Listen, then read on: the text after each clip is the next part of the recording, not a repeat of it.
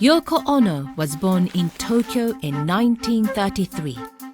Her father had a job in a bank that took him around the world.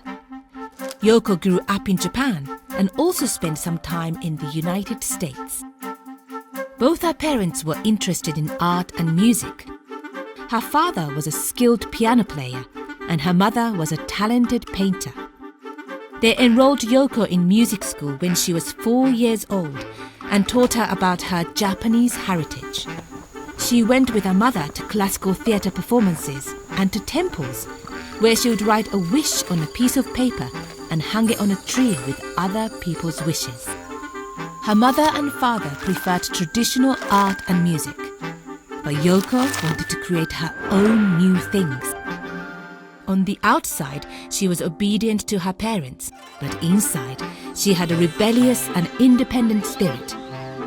Have you ever felt like that too? In 1941, Japan went to war with America. When Yoko was 12 years old, the United States Air Force bombed Tokyo, leaving nearly 1 million people homeless. Her father was working far away in Vietnam, and so she, her little brother, and her little sister were sent to live in the countryside where it was safer. All around them, people were struggling to survive.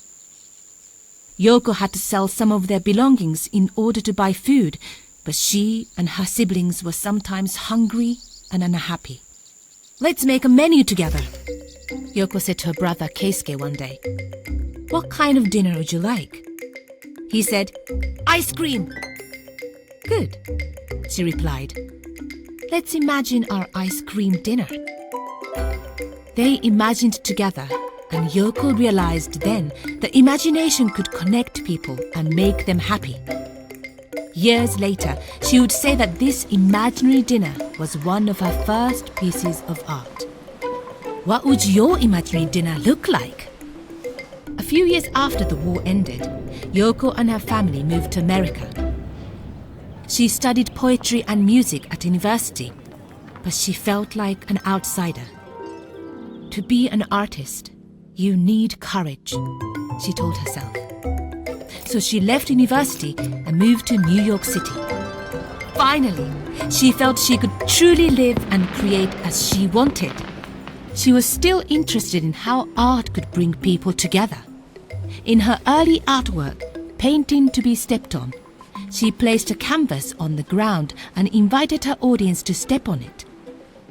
Later, she invited people to share a memory of their mother or hang a wish from a tree, just like she did when she was young.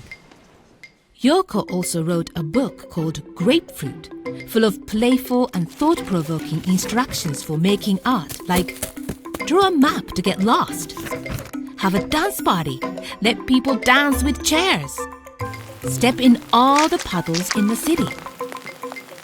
A lot of the ideas were impossible to actually do, but Yoko wanted people to imagine that everyday life could become art. Yoko also imagined a world without war, where everyone lived in peace. Sounds wonderful, don't you think? She and her husband, the musician John Lennon, thought so. They used music, art, and every opportunity they could for activism and to make a difference. Yoko and John even invited newspaper journalists to join them on their honeymoon, where they stayed in bed for a whole week as a peaceful protest against the war happening in Vietnam. This got people talking about world peace even more. "Give peace a chance," they sang. A lot of people didn't understand Yoko's art or music, but she kept on doing it anyway because she believed that you can change the world by being yourself. Now in her 90s, Yoko is known as an artist, a musician, a filmmaker, and an activist for peace. She's made over a dozen albums and has had art exhibitions around the world. Her different wish tree artworks have brought together over 2 million wishes. Is there a wish or an idea that you want to bring to life? Go on, tell a friend or your family. As Yoko says, a dream you dream alone is only a dream, but a dream you dream together is reality.